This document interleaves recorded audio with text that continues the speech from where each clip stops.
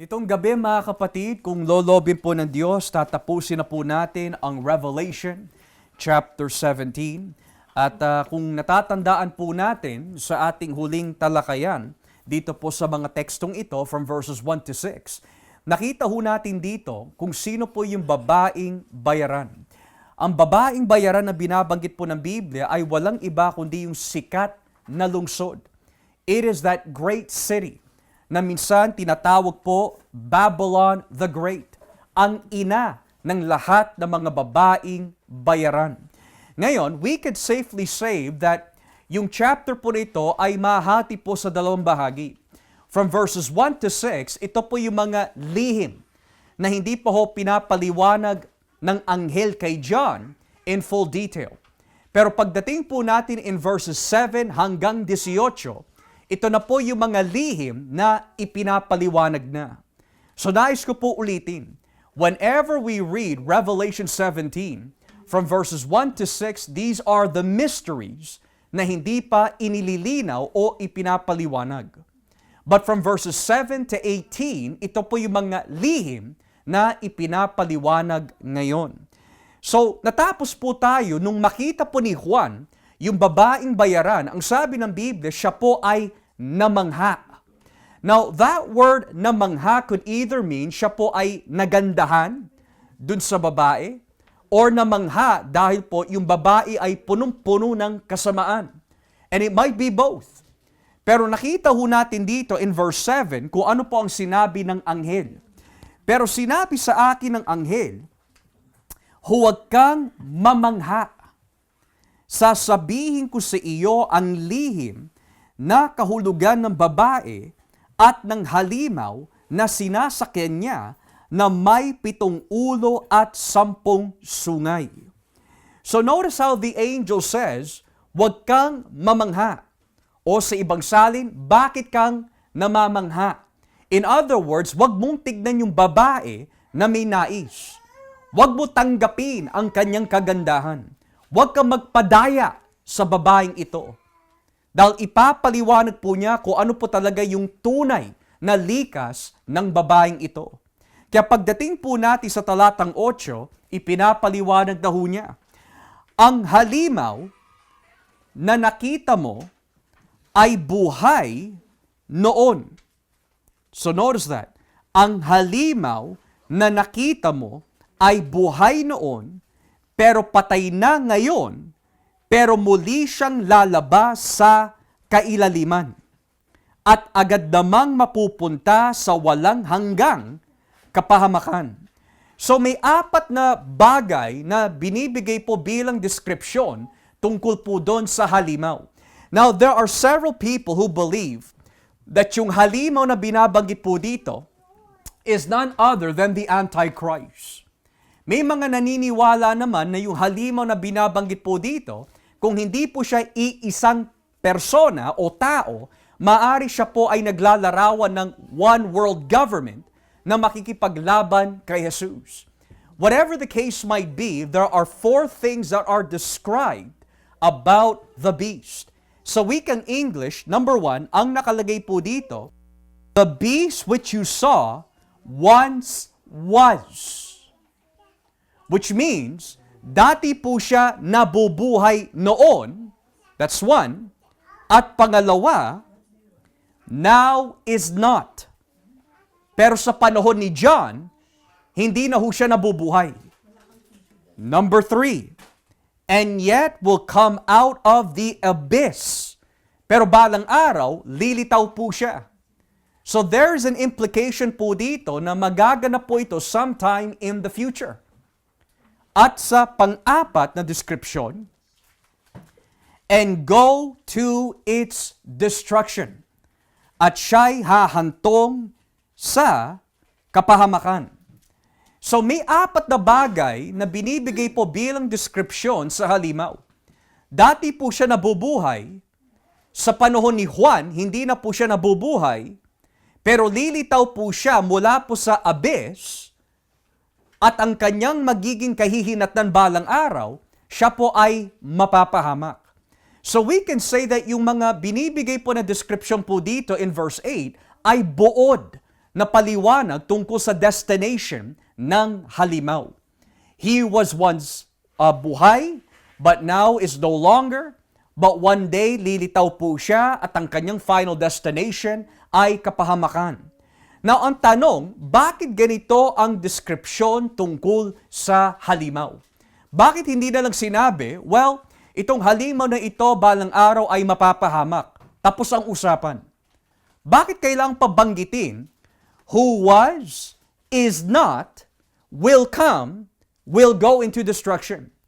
Dahil nais po niyang gayahin ang Diyos. Basahin po natin dito in Revelation chapter 1. Tignan po natin kung meron pong kahawig in Revelation chapter 1 talatang 4. Revelation chapter 1 beginning at verse 4. Tignan niyo po ang nakalagay. Revelation chapter 1 verse 4. Mula kay Juan, para sa 7 iglesia sa probinsya ng Asya, sumainyo nawa ang pagpapala at kapayapaang galing sa Diyos, sa Espiritu at kay Hesukristo. Kung tungkol sa Diyos, siya'y hindi nagbabago ngayon, noon, at sa hinaharap. O sa wikang English, sabi po dito, grace and peace to you from Him who is, and who was, and who is to come. Now, may kahawig po ba dun sa nabanggit po kanina tungkol sa halimaw? Well, yung halimaw, nais po niya gayahin ang Diyos. Ang halimaw ay binibigyan po ng description, the one who was, the one who is no longer, and the one who will come. Pero pagdating sa Diyos, the one who is, who was, and is to come. Pero ano po yung pinagkaiba po ng dalawa? Pagdating po sa description sa Diyos, kailanmay hindi siya namatay. He always was. He was always eternal. Pero pagdating sa halimaw, the one who was, the one who is no longer. So ito yung nagpapaliwanag ho sa atin na kahit na nais po ng halimaw na gayahin ng Diyos, hindi niya magagaya kahit kailan ng Panginoon dahil He is beneath the sovereignty and perfection of God. So yun po ang dinidescribe dito tungkol sa halimaw. Siya po ay nabubuhay noon, siya po ngayon ay hindi nabubuhay, pero balang araw, lilitaw po siya. With comparison to God, God has always been, always is, and is coming once again. Ngayon, pagbalik po natin in chapter 17, kung ipagpapatuloy po natin ang basa in chapter 17, sabi po dito sa talatang 8, dahil ang kanyang destination ay sa walang hanggang kapahamakan. Tignan niyo naman po yung binabanggit tungkol sa mga sumasamba sa kanya. Makikita siya ng mga taong hindi nakasulat ang mga pangalan sa aklat na listahan ng mga taong binigyan ng buhay na walang hanggan. Bago pa man likhain ang mundo, ang pangalan nila ay hindi na nakasulat sa aklat na ito. At kapag nakita nila ang halimaw, mamamangha sila dahil buhay siya noon at namatay na, ngunit nabubuhay na naman. Now, may napapasin po ba tayo dito, isang salita na 3 beses binanggit sa mga teksto na ating binasa from verses 7 hanggang 8. It is the word na mangha. Natatandaan po natin si John po in verse 6, nung makita po niya ang babae, ano po yung ginawa niya? Namangha. Ano po sabi sa kanya ng anghel? Bakit ka namamangha? At ano po ang ginawa po ng mga tao na sumasamba sa halimaw? Sila po ay namangha. Now, yung salitang namangha po dito is not a way of saying sila po ay na-surprise, sila po ay nagandahan to a certain extent, but rather that word namangha ay katumbas po ng salitang sumasamba. Sila po ay sumasamba. They are worshiping the beast. So ngayon, kung kukunin po natin yung paggamit po ng salitang namangha dito po sa teksto na ating binasa, kaya pala sinasabi po nung anghel kay Juan, bakit ka namamangha? Ang katumbas pala nun, huwag ka magpapaakit hanggang ikaw ay sumamba sa Kanya. Dahil ito ang ginagawa ng mga tao sa mundo, namamangha sila sa halimaw, namamangha sila doon sa babaeng bayaran, at ang rason kung bakit sinasamba po nila ang mga ito is because ang kanilang mga pangalan ay hindi na nakasulat sa aklat ng buhay bago pa man likhain ang mundo. So ngayon, ang tanong po dito sa ating henerasyon, bakit ang mga tao hanggang sa kamatayan ay sumasamba sa mga ibang Diyos-Diyosan at kailanmay wala silang nais na tanggapin ang Ebanghelyo? Maaari sa atin, may mga tao po tayo na bahagian po noon na nabalitaan po natin hanggang sa kanilang pagkamatay, hindi po nila tinanggap si Kristo. Maaari sila po ay nanatiling mga Buddhist hanggang sila'y mamatay. May mga iba naman na natiling mga atheist hanggang sila'y mamatay. Ang iba naman ay nanatiling mga, masasabi po natin, Muslim hanggang sila po ay mamatay. At ang tanong po dito, bakit ho? Dahil po ba hindi tayo mahusay magpaliwanag ng Ebanghelyo? Dahil po ba hindi naging klaro ang mga teksto na ating ipinamahagi sa kanila kaya hindi nila tinanggap? Hindi ho. Pero ang rason kung bakit po namangha ang mga ito sa ibang Diyos-Diyosan at kung bakit po nila tinanggap ang mga Diyos-Diyosan na ito hanggang sa kanilang pagkamatay is because may tinatawag po sa theology the doctrine of double predestination. At ang doktrina ng double predestination is this: may mga tao na pinili po ang Diyos para maligtas. Pero may mga tao na hindi po niya inilista sa aklat ng buhay bago pa man likhain ang mundo.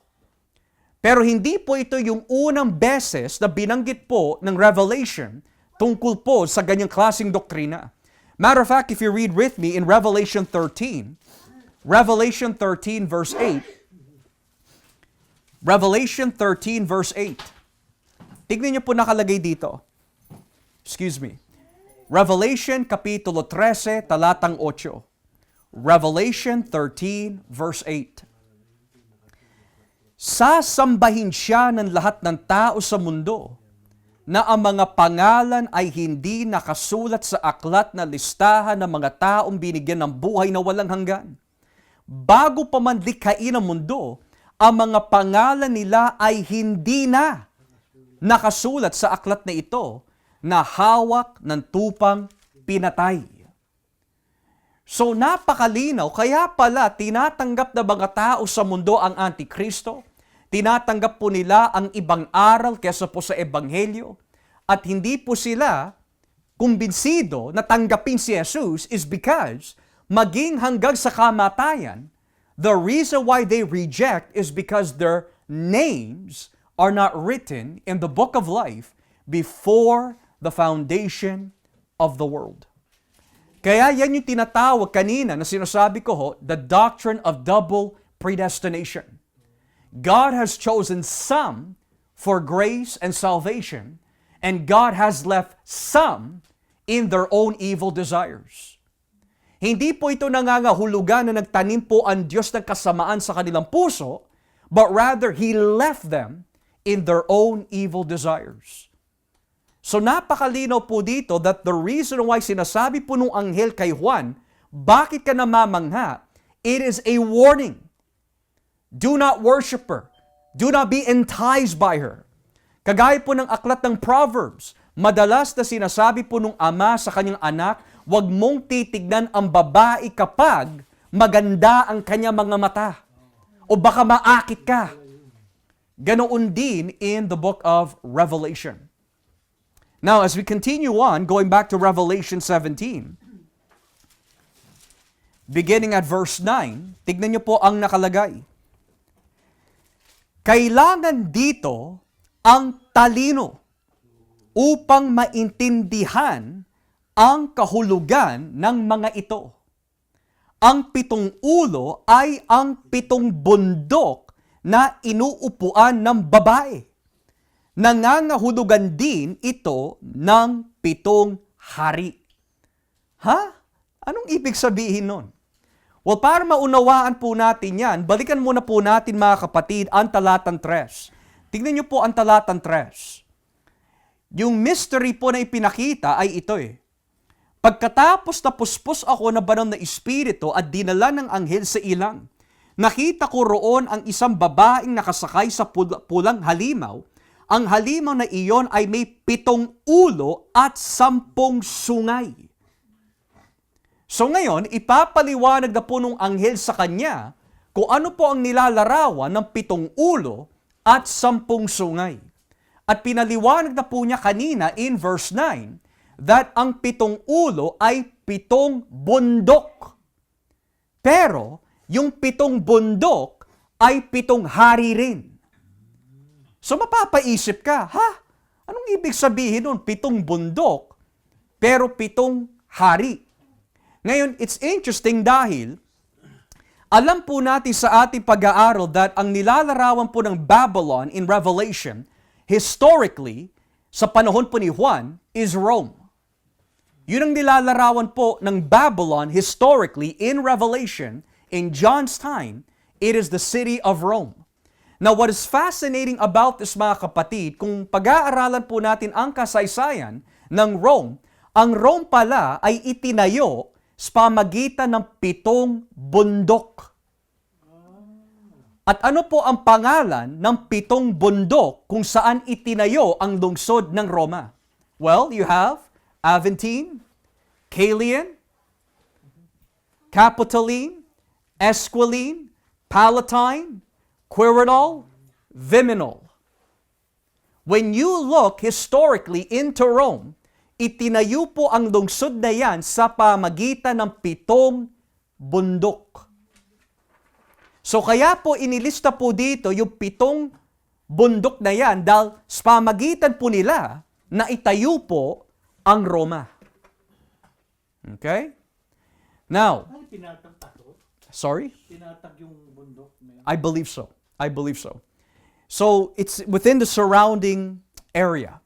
Ngayon, let's say for example, if that be the case, natatapos po ba dyan ang kahulugan na ating pinag-aralan? Dahil, notice how it says, yung 7 bundok ay hindi lamang bundok, kundi mga hari din sila.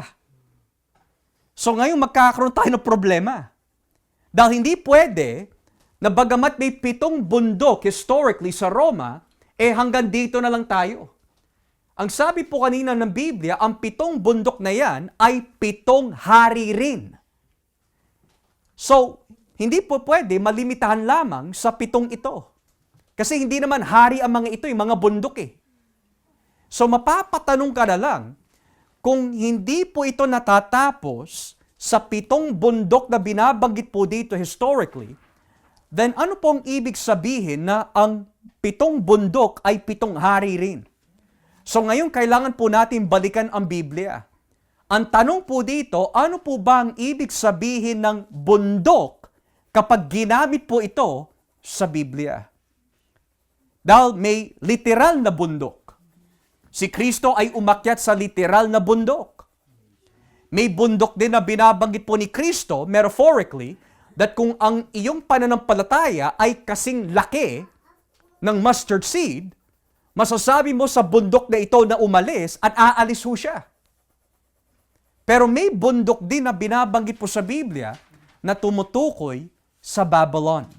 Basahin po natin ang Jeremiah 51. Jeremiah 51 verse 25.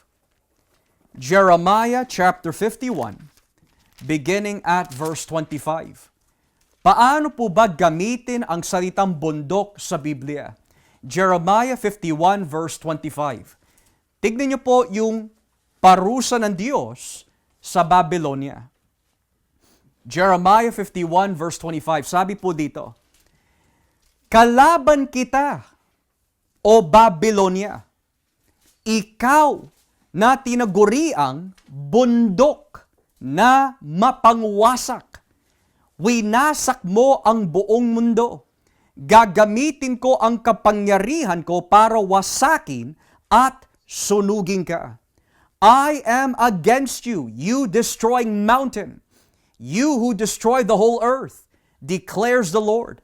I will stretch out my hand against you, roll you off the cliffs, and make you a burned out mountain. So may bundok na ginagamit po sa Biblia na literal, may bundok na may nilalarawan, may bundok na tumutukoy sa Babylon. Pero hindi pa ho natapos diyan. May bundok na tumutukoy po sa hadlang. Hadlang. Zechariah chapter 4. Dito po tayo sa Zechariah chapter 4. At dito po tayo mga kapatid sa talatang 6. Zechariah chapter 4 beginning at verse 6 and 7. Or verses 6 and 7. Excuse me. Zechariah chapter 4 verses 6 and 7. Sinabi niya sa akin, bago ko sagutin iyan, pakinggan mo muna itong mensahe ng Panginoong makapangyarihan na sasabihin mo kay Zerubbabel. Zerubbabel, matatapos mo ang pagtatayo ng templo hindi sa pamagitan ng lakas o kakayahan ng tao, kundi sa pamagitan ng aking espiritu. Maging kasing laki man ng bundok ang hadlang na iyong haharapin, papatagin iyan. Matatapos ang templo at habang inilalagay ang kahuli-huli ang batong nito, isisigaw ng mga tao, Panginoon, pagpalain niyo po ito.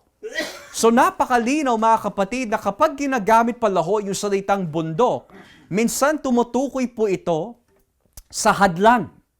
O minsan tumutukoy po ito to the nation of Babylon. Now, if we go back to Revelation, ano po ang tamang interpretation para po dito? Well, historically, hindi ho natin maikakaila that Babylon was a name that was given for Rome. Dahil po sa kanyang pag-uugali, dahil po sa kanyang spiritual na kalagayan, wala po siya pinagkaiba po sa Babylon kung saan inusig po nila ang mga mamamayan ng Diyos. At dahil po dito, yung 7 mountains ay tumutukoy po historically to these 7 hills. Pero sa isang banda, hindi lamang natatapos po yung larawan doon. Dahil ang bundok ay hindi lang po tumutukoy sa mga literal na bundok, kundi tumutukoy din po sa mga ibang bansa na naging hadlang sa mga anak ng Diyos. Sa gayon, makikita ho natin ngayon kung bakit po hinalintulad yung mga bundok sa mga hari. Ang 7 hari na ito ay hindi rin literal na hari. Tatandaan po natin na yung numero na 7 ay may nilalarawan tungkol po sa completion, power, strength, o minsan perfection. So ngayon, kung pagbubuin po natin yung mga impormasyon po na yan mula sa Biblia, at i-interpret po natin yung kahulugan po ng 7 hari, it's another way of saying, ang 7 hari na ito ay naglalarawan ng mga world empires na nakipaglaban sa Diyos throughout history. Throughout history. Okay? Ngayon, kung babalikan po natin ang Revelation 17, verse 10, dito na po medyo lalalim ang ating pag-aaral. Revelation 17, verse 10. Sabi po ng Biblia, 5 sa 7 iyon ay patay na. Ang isa ay nagahari pa ngayon. At ang isa ay hindi pa dumarating. Kapag dumating na siya, sandali lang ang paghahari niya.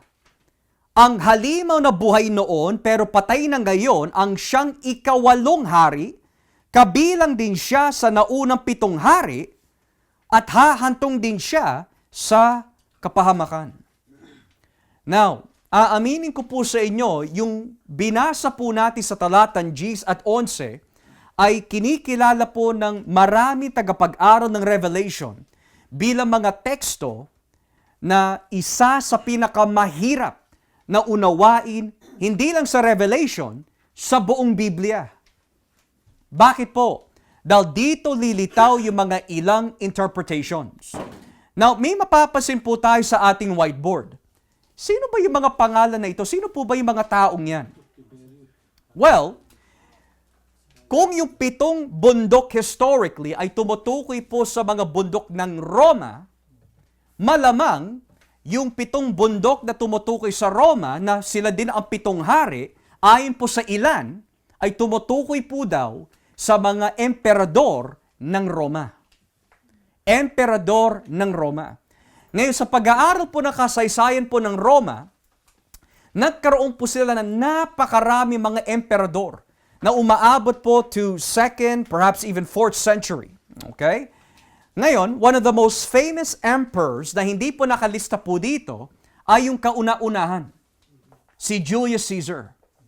Bakit hindi po natin inilagay si Julius Caesar po dito? Dahil nung siya po ay namumuno, hindi pa nabubuo yung bagong tipan. So he is not going to be listed here just for our study's sake. Pero ang nakalista po dito ay 11 mga emperador ng Roma na posible na tinutukoy po ng Revelation dito. Nagsimula po kay Augustus, Tiberius, Caligula, Claudius, Nero, Galbo, Otho, Vitellius, Vespasian, Titus, Domitian. Ngayon, nakalista po dito ang mga petsa. Marami po naniniwala mga kapatid that ito daw ang tinutukoy ng anghel in Revelation 17. Ngayon, for the sake of argument lang, kung ito nga ang tinutukoy, dito nagsisimula po yung mga complication. Dahil kung babalikan po natin ang verse 10, ang sabi po dito, 5 sa 7 iyon ay patay na. So, may 11 emperador na nakalista po dito, at ang pinakamahirap po dyan ay, saan ka magsisimula dun sa mga salitang 5 ay patay na?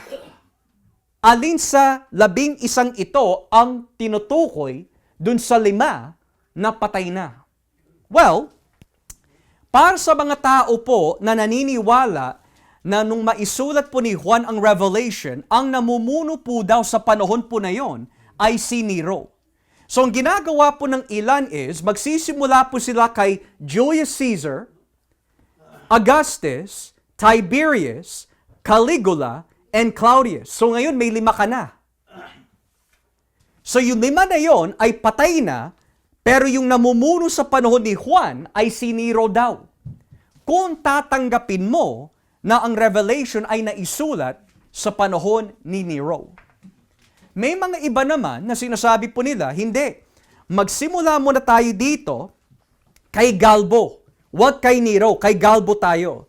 So 1, 2, 3, 4, 5. So ang 5 ito ay namatay na at ngayon yung namumuno sa panahon ni Juan ay si Domitian. Now, there is several more sa kanitong klaseng listahan that they're trying to work with. May mga iba naman hindi. Magsimula tayo dito kay Caligula dahil kung pag-aaralan niyo po ang kasaysayan ni Caligula, isa po siyang batang emperador na napakabangis at napakasama ng kanyang pag-uugali. Napakasama po talaga. At hindi lang po yan. Nagpa-practice din po siya ng kabaklaan. Binibihisan po niya ang kanyang sarili bilang isang babae, papasok po siya sa bar ng mga lalaki at magpapagalaw siya. Ganun ka-messed up itong taong ito. Pero hindi lang po natapos doon. Bilang kasiyahan po sa kanya, siya tsaka si Nero, alam niyo po yung ginagawa po nila sa kanilang mga prisoners? Katuwaan lamang. Itinatali po sila sa poste na nakahubad, kukuha po sila ng spear at isasaksak sa genitals po ng mga ito. Kaya ang tawag po historically kay Nero, halimaw. Ang tawag po historically kay Caligula, messed up. So ang ginagawa po nila, magsimula tayo dito kay Caligula, let's start with the most messed up emperors and then we move down. That's how they do it. So yan po yung pananaw ng mga iba tungkol po dito. 5 ay patay na, 1 namumuno ngayon, may isa pa na parating. So that's interpretation 1. Tinutukoy daw dito, according to interpretation 1, are the Roman emperors. Interpretation 2 ay walang kinalaman sa mga emperador ng Roma, kundi when you look into the Bible, yung 5 na patay na ay hindi tumutukoy sa mga hari, kundi mga empires na umusig sa mamamayan ng Diyos. At alam na alam niyo po ito, mga kapatid. Simulan po natin sa Lumang Tipan. Ano po yung unang empire na umusig sa mga Israelita? Egypt. Sino po yung sumunod? Assyria. Sino po ang sumunod? Babylon. Sino po ang sumunod? Medo-Persia. Sino po sumunod po doon? Greece. At yung pang-anim, Rome. You see? So, kung we take interpretation 2, sinasabi nila, hindi ito ang tinutukoy po ng anghel. Ang tinutukoy po ng anghel ay yung mga empires na umuusig sa mga Israelita in the Old Testament. Patay na yung 5, so Egypt, Assyria, Babylon, Medo-Persia, Greece, patay na. Pero yung empire na namumuno po ngayon sa panahon ni Juan is Rome. Pero may lilitaw pa na isa. Kaya tignan niyo po yung nakalagay in verse 10. 5 sa 7 iyon ay patay na. Ang isa ay naghahari pa ngayon. At ang isa ay hindi pa dumarating. So may darating after Rome. And then it says, kapag dumating na siya, sandali lang ang paghahari niya. Now, sino kaya yung empire na tinutukoy po dito? Well, most likely, ang nilalarawan po ng huling empire na binabanggit po dito is the world itself. All the world powers against Christ. Yun ang nilalarawan po noon. Kasi kung magiging specific po tayo masyado historically, we can be very subjective. Kaya ang nilalarawan maari po nito is the world powers collectively. Pero hindi pa ho natapos diyan. Pagdating po natin sa talatang 11, ang halimaw na buhay noon, pero patay na ngayon, ang siyang 8 hari. So there's an 8th king. Sino kaya yon? May pang-8 pa. Ang nabanggit lang po dito, 7 lang eh. Sino kayong 8? Well, pagpatuloy po natin. Kabilang din siya sa naunang 7 hari. At hahantong din siya sa kapahamakan. So, let's go back to interpretation 1. Sa ating mga kapatid na naniniwala na yung tinutukoy po ng anghel ay yung mga emperador ng Roma, magkakaroon po ng konting kahirapan po exegetically. Dahil kung literal ito nga ang tinutukoy, sabi ho dito, may 8 hari na darating, pero bahagi siya dito. So kung gagawin po natin literal, ang mangyayari is, kung sino man po yung 8 hari na manggagaling dito, siya po ay patay na, pero para mabubuhay muli. So there's a problem there. Pero kung ang tinutukoy po nung anghel, according to the second interpretation, is that may lilitaw na kagaya ng mga ibang bansa na umuusig noon, pero mas malala ngayon, maari yun ang tamang kahulugan ng tekstong yan. But you want to ask the question, bakit number 8? Ano po bang nilalarawan ng number 8 in the Bible? Well, kung titignan po natin ang work week ng mga Hudyo, they have 7 days. 7 days. Magsisimula po sila from Sunday all the way through to Saturday. That would be considered their whole work week. 7 yon. Pero in the Gospels, no si Kristo po ay muling nabuhay, siya po ay nabuhay muli on the first day of the week. Pero ang first day of the week is our Sunday, and yung first day of the week po noon ay minsan tinatawag the 8th day. Okay? The 8th day. So ngayon, we have come to see so far that in the book of Revelation, mga kapatid, madalas na nais po gayahin ng Antikristo ang Diyos. Halimbawa, sinasabi po ng Biblia na ang halimaw is the one that lived before, pero hindi na ngayon, pero lilitaw siya balang araw. Nais niya gayahin po ang Diyos. Maging si Kristo, nais din po niya gayahin. Dahil nabanggit po kanina, siya po ay buhay noon, at nabuhay ngayon, at siya'y lilitaw ngayon, or lilitaw sa future.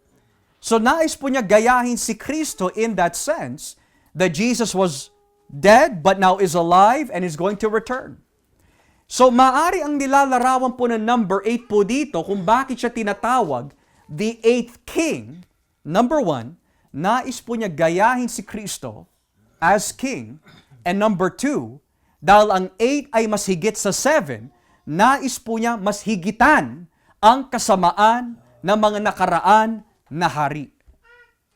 Are we getting this? So uulitin po. Sabi po dito sa verse 11, ang halimaw na buhay noon, pero patay na ngayon ang siyang ikawalong hari. Kabilang din siya sa naunang 7 hari at hahantong din siya sa kapahamakan. Nang ibig sabihin, kung titignan po natin ang lahat ng mga naging hari, lahat ng mga empires of history na naging napakasama sa mga tao, sabi po ng Biblia, kapag lumitaw na ito, mas masama pa siya kaysa sa kanila. So pagsamahin mo na lahat ng mga world empires na gumawa ng kasamaan throughout history, pagsamahin mo na si Stalin, si Hitler, lahat na, maging sa panahon po ng mga Romano, mas hihigitan ng Antikristo ang mga ito kapag siya'y lumitaw.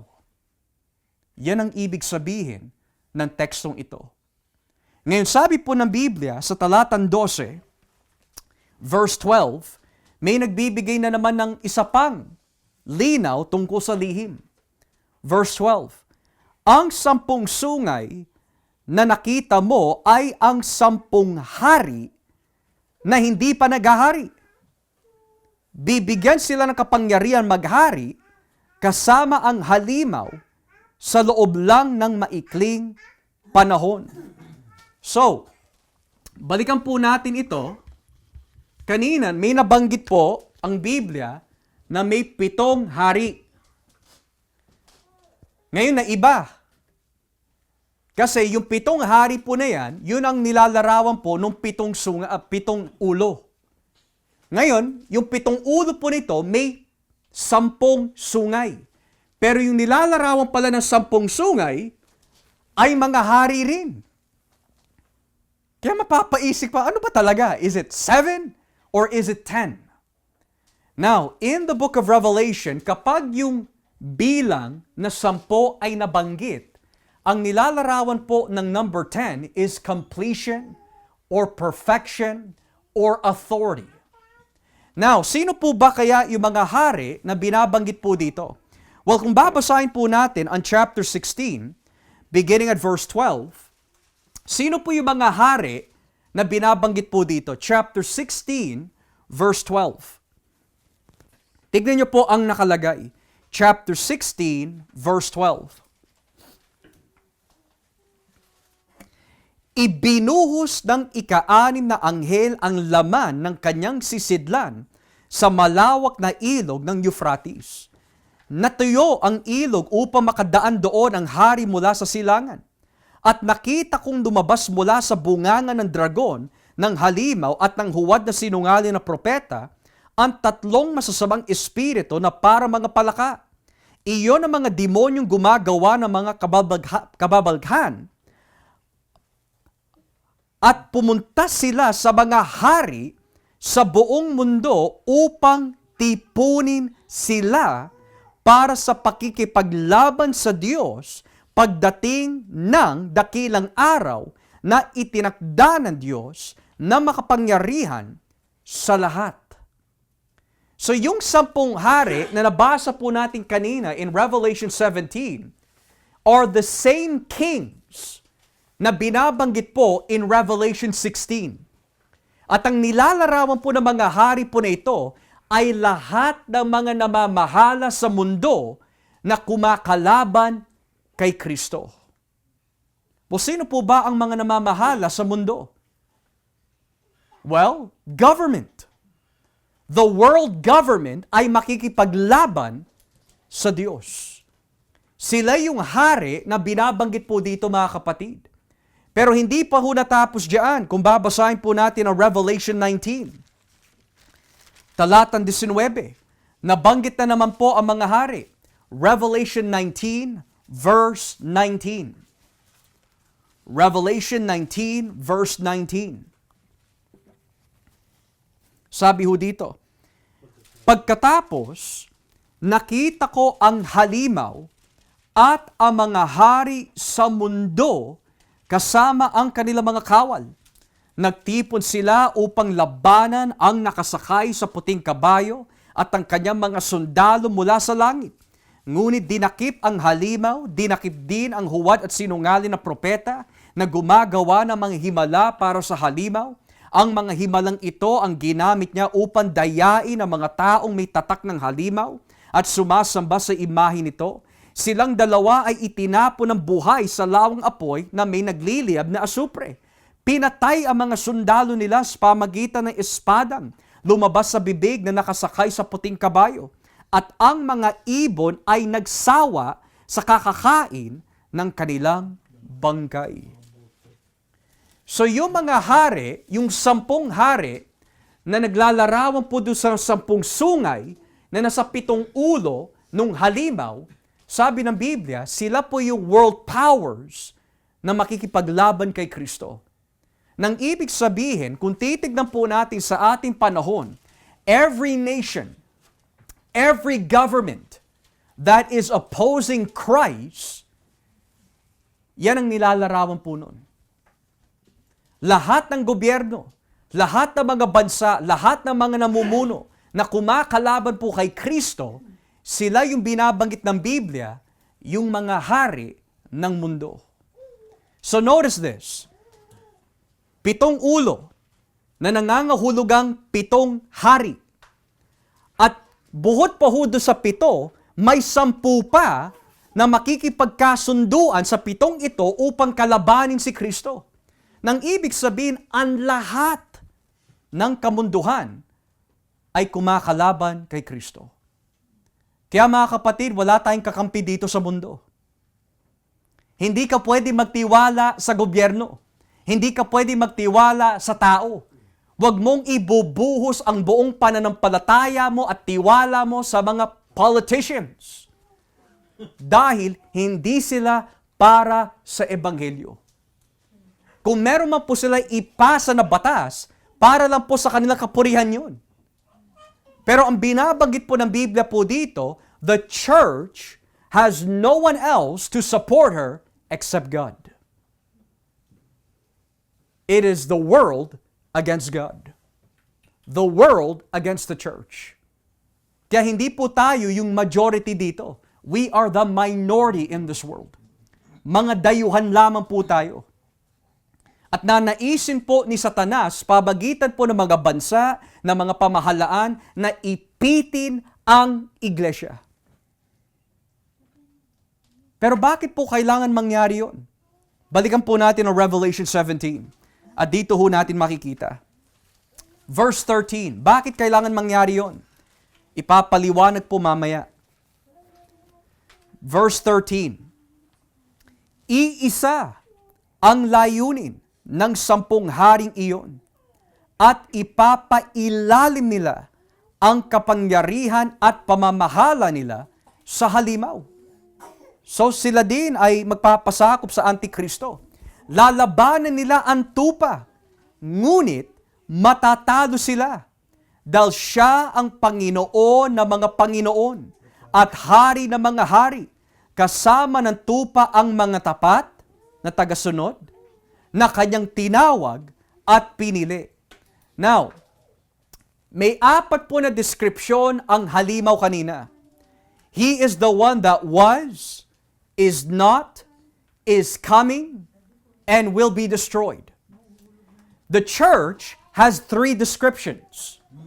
In English, sabi po dito in verse 14, ito ang description sa iglesia.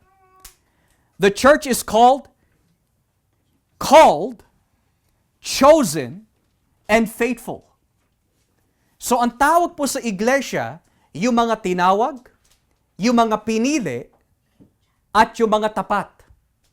Bakit po tayo tinawag mga tinawag? Dahil sa lahat ng tinawag po ng Diyos sa mundo, ang mga pinili lamang ang sasagot. Bakit po tayo tinawag mga pinili? Dahil bago pa man likhain ang mundo, pinili na po tayo ng Diyos.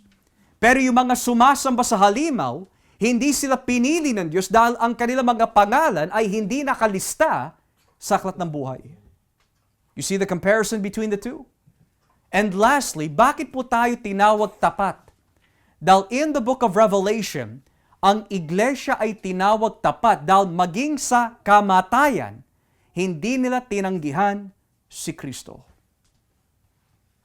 They are the faithful slaves of Christ. Now notice this, the whole world is planning to attack Christ. Ano po ang itsura nun?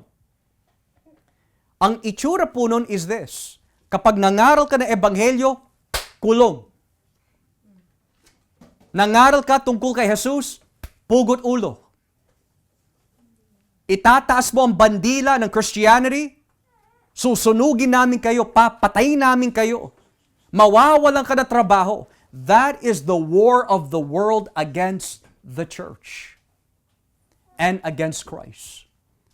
Dahil kapag kinalaban mo ang iglesia ng Panginoon, kinalaban mo rin siya. Kasi ang iglesia ng Panginoon ay iisa lang sa ating Diyos. We are one spirit and one body with Christ. So, how does this statement unveil in our modern day? Look at all the persecution that's happening. Yan yun. Yan yun. Ngayon, ipagpatuloy po natin ang basa, verse 15. Sinabi rin sa akin ng anghel, ang tubig na nakita mo na inuupuan ng babaeng bayaran ay ang mga tao sa iba't ibang lahi, bansa at wika. Now, naunawaan po natin nung nakaraan po na Friday that ang nilalarawan po ng babae is some form of demonic, idolatrous na impluensya. So ang tanong, bakit po believe na believe ang mga tao sa kanyang idolatry? Is because she is influencing over them. Yun ang nilalarawan po na siya po ay nakaupo sa tubig. Yung tubig ay naglalarawan po ng mga tao. Which means ang kanyang impluensya sa mga tao is so strong that they become idolatrous and idolaters. Verse 16. Ang 10 sungay at ang halimaw na nakita mo ay mapopoot sa babaeng bayaran. Kukunin nila ang mga ari-arian niya, pati na ang suot niyang damit, at walang maiiwan sa kanya. Kakainin nila ang kanyang laman at susunugin ang matitira. Now, teka lang. Ang babae, ang halimaw, at yung mga hari, di ba magkakampi po yung mga yan? Ngayon nagkaaway-away ho sila. Dahil, ito po ang rason. Ang babae po ay naglalarawan po ng masamang impluensya sa pamagitan po ng City of Rome. Ano po ba ang meron po ang Roma? Kayamanan, kapangyarihan. Ngayon, binanggit po kanina ng Biblia, magpapasakop ang mga hari kanino? Sa halimaw. At bakit po sila magpapasakop dun sa halimaw? Now, hindi po nabanggit po dito yung mga ibang detalye, pero ang kutob ko po dito mga kapatid ay maari ito po ang dahilan. Dahil ang Karakteristik po ng halimaw, ayaw po niya na siya po ay naagawan ng atensyon. Ayaw po niya na siya po ay naagawan ng kapurihan. Pinupuri po ng mga haring ito, pinupuri po ng mga tao sa mundo ang Rome dahil sila yumayaman sa kanya. Pero ang sabi po ng Biblia, especially in Daniel 11, kapag lumitaw ang Antikristong ito, wala po siyang ibang itataas kundi ang kanyang sarili. So lahat ng mga competition na mag-aagaw ng trono sa kanya, so to speak, uubusin niya. Maging ang babaeng bayaran. Pero may nabanggit po dito na mga ilang elemento kung paano po nila papatayin yung babae. Sabi po dito, they will hate her. Secondly, kakainin po ang kanyang laman. Hindi po literal yon. There's just another way of saying papatayin siya. And thirdly, susunugin siya. Now, saan po humugot ang revelation mula po sa lumang tipan? Let's go to Ezekiel chapter 16. Ezekiel chapter 16. Ezekiel 16 verse 35. Ezekiel chapter 16 verse 35. Sabi po ng Biblia, kaya ikaw, babaeng bayaran, pakinggan mo ang sasabihin ko. Ako ang Panginoon Diyos ay nagsasabi, ipinakita mo ang iyong kahalayan at kahubaran sa mga mangingibig mo at sa mga kasuklang-suklam mong mga Diyos-Diyosan. Pinatay mo ang mga anak mo at inihandog sa kanila. Dahil sa ginawa mong ito, titipunin ko ang mga mangingibig na pinapasaya mo. Ang mga minahal at kahit ang mga kinainisan mo. Titipunin ko sila para kalabanin ka at huhubaran kita sa harap nila para makita nila ang kahubaran mo. Paparusahan kita dahil sa pangangalunya mo at pagpatay. At dahil sa tindi ng galit ko at panigbugho, papatayin kita. Ibibigay kita sa mga naging mangingibig mo at gigibain nila ang mga sambahang itinayo mo para sa iyong mga Diyos-Diyosan. Huhubaran ka nila at kukunin ang nagagandahan mong alahas at iiwan kanilang hubad. Dadalhin kanila sa mga taong babato at tatatad sa iyo sa pamagitan ng kanilang espada. Susunugin nila ang bahay mo at parurusahan kanila sa harap ng maraming babae. Ipapatigil ko ang pagpapagamit mo at ang pagbabayad mo sa iyong mga mangingibig. Now, bakit po dito humugot ang Revelation 17? Well, unang-una, ano po ba ang konteksto ng Ezekiel 16? Yan ang tanong. Ano ang konteksto ng Ezekiel 16?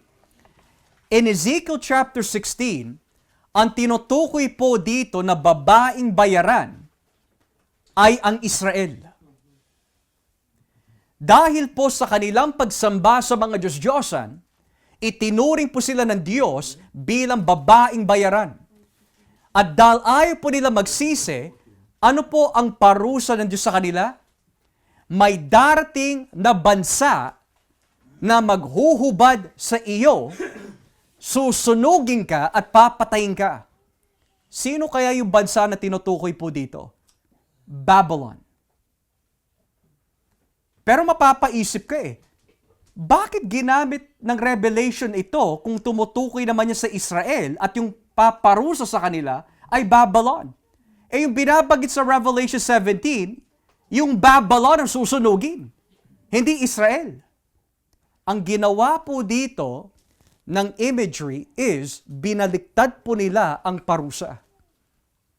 Nang ibig sabihin, yung Israel ng lumang tipan na sumasamba sa Diyos-Diyosan ay kagaya po ng Roma na sumasamba sa ibang Diyos-Diyosan at nililin lang po nila ang mga tao. Kaya kung ano yung ginawa po ng Diyos doon, yun din ang gagawin po niya sa mga ito. Ito po ay nagtuturo sa atin ang lahat ng mga sumasamba sa Diyos-Diyosan, kahit ano pa ho yung anyo po niyan, hindi sila makakatakas sa parusa po ng Diyos. Now, maaari ho natin sabihin, Pastor, hindi naman ako sumasamba sa Diyos-Diyosan eh. Well, kailangan po natin suriin ang ating mga puso. Saan nakatuon ang puso, isipan mo at ang bawat oras mo? Yun na ang Diyos-Diyosan mo. Pastor sa video game. Pastor sa kotse. Pastor sa mall. Pastor sa lakwatsa. O yun ang Diyos-Diyosan natin. So, ang Diyos-Diyosan ay hindi lang po yung mga ribulto, hindi lang po yung mga imahe, kundi kung ano po yung nag-aagaw ng puso at attention mo sa Diyos, yun po yun. Ngayon, as we come to a close, balikan po natin ang Revelation 17. Verse 17. Revelation 17, verse 17. Ang tanong, bakit sila nagkakaaway-away? Bakit po nangyari ho ito? Dapat magkakampi-kampi po sila eh. Verse 17, ito ang rason. Niloob ng Diyos na maisakatuparan ng 10 hari ang kanyang layunin, kaya mapagkakasunduan nila na ipailalim sa halimaw ang kapangyarihan at pamamahala nila hanggang sa matupad ang sinabi ng Diyos. So ito po ang very encouraging ho. Ang church ay daranas ng pag-uusig. Ang church ay daranas po ng great suffering. Ang church ay iipitin po ng mundo to forsake Christ. Pero at the end of the day, ang Diyos ang may hawak ng bawat nagaganap. So bakit po tayo iniipit ng mundo? Pinintulutan ng Diyos. Bakit tayo inuusig ng mga tao? Pinintulutan ng Diyos. Bakit pahirap ng pahirap ang ating pagiging Kristiyano? Pinintulutan ng Diyos. At ano po ang kanyang layunin? Upang matupad ang kanyang mga salita. Heaven and earth will pass away, but the words of God will remain forever. So how is that an encouragement? Walang nangyayari sa ating buhay na hindi hawak ng Diyos. Mamatay man ang ating katawan, pero ang kaluluwa kasama na ni Kristo. Usigin, ikulong naman po tayo ng mga tao, pero iingatan niyang ating pananampalataya. Iwanan na po tayo ng lahat, pero hindi niya ho tayo pababayaan. Dahil hawak ng Diyos ang lahat. Maari traidorin ka ng iyong mga kamag-anak dahil sa iyong pananampalataya. Maari may magsumbong na ikaw ay nagsisimba kay Kristo. Maari traidorin ka ng mga kapitbahay ninyo dahil alam nila mga Kristiyano kayo at ang kapalit pera. Pero sabi ng Biblia, niloob ito ng Diyos. Nang ibig sabihin, kapag niloob ng Diyos ang isang bagay para sa church, hindi po ito matatapos sa masamang balita. It will end on good news. Dahil kapag tinapos na po natin ang Revelation, ang conclusion po nito, makakasama po natin ang Diyos sa bagong langit at bagong lupa. So, when we get to verse 18, ang babaeng nakita mo ay ang sikat na lungsod na naghahari sa mga hari sa mundo. Sa madaling salita, mga kapatid, ano po ang aral na mapupulot po natin in Revelation 17? Alam ko na, Pastor, yung mga naging teoridad, hindi ho. Marami po mga tao, masyado sila babad sa teoridad that they're missing the point of the chapter. Ang rason kung bakit po naisulat ang Revelation 17 is this. magkakampi-kampihan ang lahat ng kasamaan dito sa mundo para ipitin ang iglesia at upang kalabanin si Kristo, pero hindi sila magwawagi. Yun ang kahulugan ng Revelation 17. At saan natin mababasa yon? Talatang 14. At dito na po tayo magtatapos. Verse 17, lalabanan nila ang tupa, ngunit matatalo sila. Dahil siya ang Panginoon ng mga Panginoon at Hari ng mga hari. Yon ang kahulugan ng Revelation 17.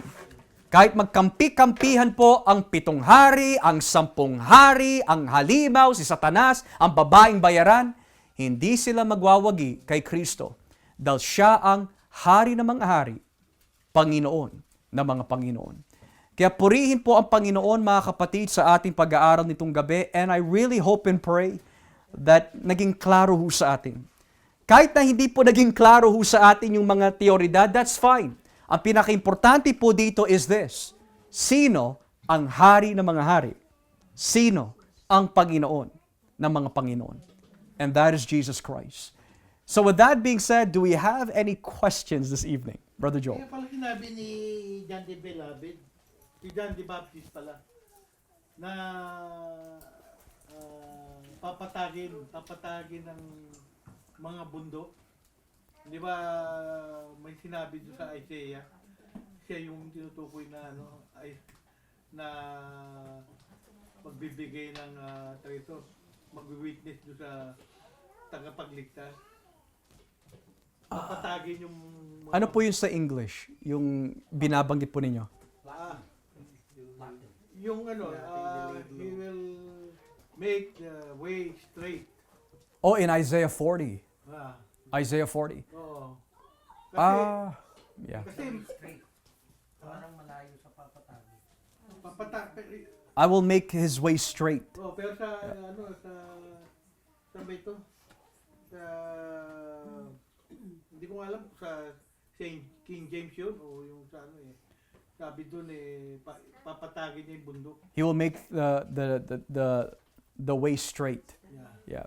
You contextually Meron kinalaman din sa I don't think so kasi po ang bagamat may kahawig sa salita, pero yung binabanggit kasi po doon ay tumutukoy kay John the Baptist eh. Yeah. Yeah, so ang tinutukoy po doon ay yung pagpasok po ni Kristo at yung bagong kasunduan. Pero dito it's more on judgment ho eh. More on judgment po. Yeah. Okay. Yeah.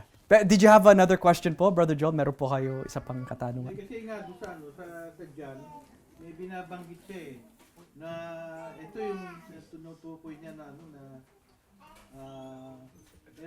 yun yung nabasa ko sa John, yung pinatotoo niya si Kristo na siya yung the Lamb of God. Pero bago yun, meron siyang sinabi doon na kasi tinatanong siya ng mga Pariseo sino ba siya? Ako yung salita na ang tinig. Ako yung tinig na In the wilderness. in the wilderness. Yeah. Na may sinasabi doon So yung tinatanong po ninyo, Brother Joel, may connection po ba yan dito? may connection. Magkahawig po yung salita, but contextually magkaiba. Magkaiba po sila. Hindi, Yeah. Yung isa po ay katuparan ng propesiya ng pagpasok ng bagong kasunduan. Yung isa naman, yung propesiya tungkol kung paano wawasakin ng Diyos ang kasamaan. So magkaiba ho sila. Anong sinasabi? Ano yung sinasabi ni John the Baptist na tungkol doon sa papatagin niya yung bundok. I would have to see the reference po just to be sure kasi ayoko po sumagot na hindi ko alam. Papatagin. Something will be laid low.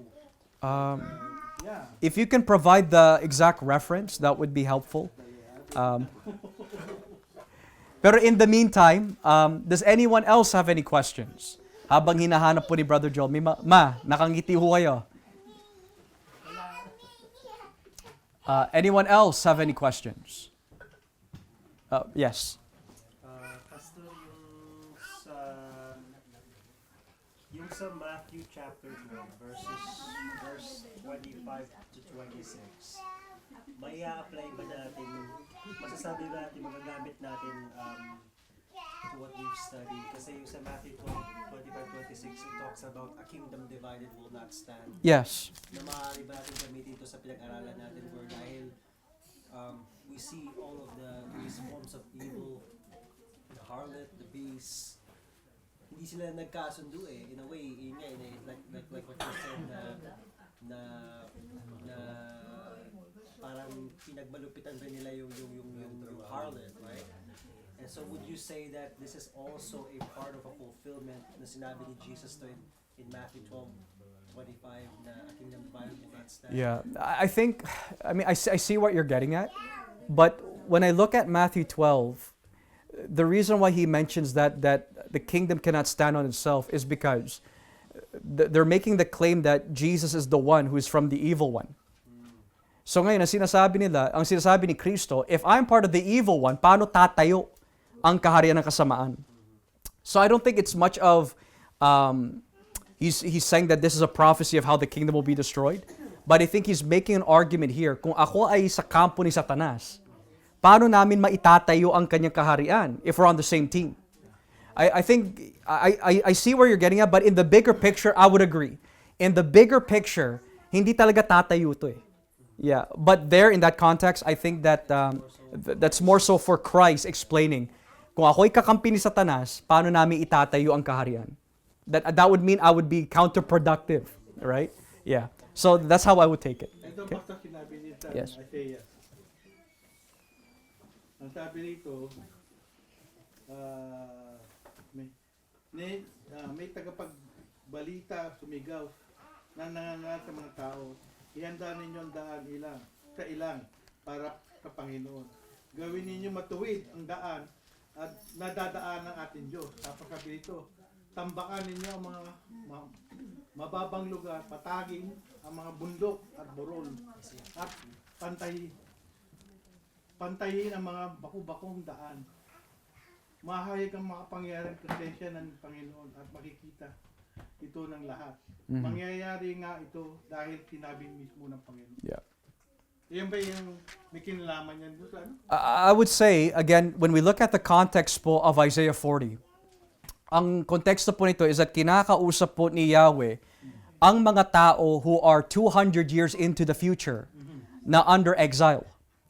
Ngayon po, ang sinasabi po niya dito is that these very people ay ililigtas po ng Diyos, so to speak, sa pamagitan po ng messenger at si Yahweh. So yung messenger po dyan is none other than John the Baptist. Now we also have to understand, minsan in Hebrew or in the Old Testament, may mga kasabihan po sila na hindi po talaga literal. Kagaya po nito, that the mountains will be made low. It's another way of saying, walang makakapigil sa plano ng Diyos. Kaya nga, Yeah. kasi may tinutukoy dyan na pitong bundok Di ba? So, yan ba'y meron din ng kinalaman dito sa propesya ni Isaiah? For me, I don't think so kasi inilinaw na po na yung bundok po dito mga hari Ngayon po, not unless na ang tinutukoy ni Isaiah dito ay mga hari, pero it seems to me that he's talking about creation as a whole. Not the mga hari. No, kasi ganyan po ang hermeneutics po of Old and New. We have to be careful that hindi lahat ng same words ay may tinataglay na same kahulugan. Yeah, I think Nabanggit mo yung bundok. yeah. So, may possibility, mga bundok na yan ay tumutukoy din sa mga kaharian. Kaya inano ng Panginoon, pinakita ng Panginoon paano niya na-conquer ang mundo sa pamamagitan ng pagdating niya dito. Yeah. Again, there's nothing wrong with that, providing that dun sa Isaiah 40, talagang tinutukoy niya mga hari.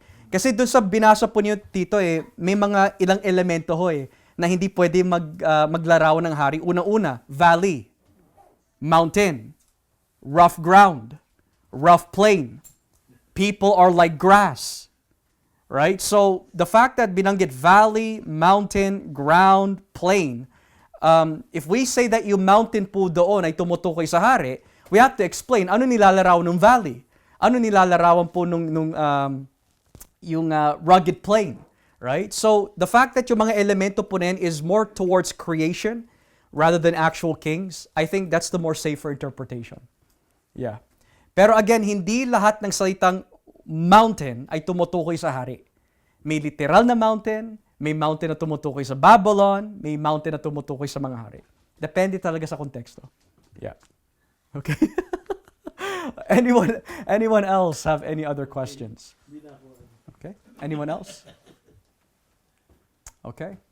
Well, kung naging klaro po lahat, I hope and pray, the most important thing po dito is Jesus is King of Kings and Lord of Lords. As we give our doxology this evening.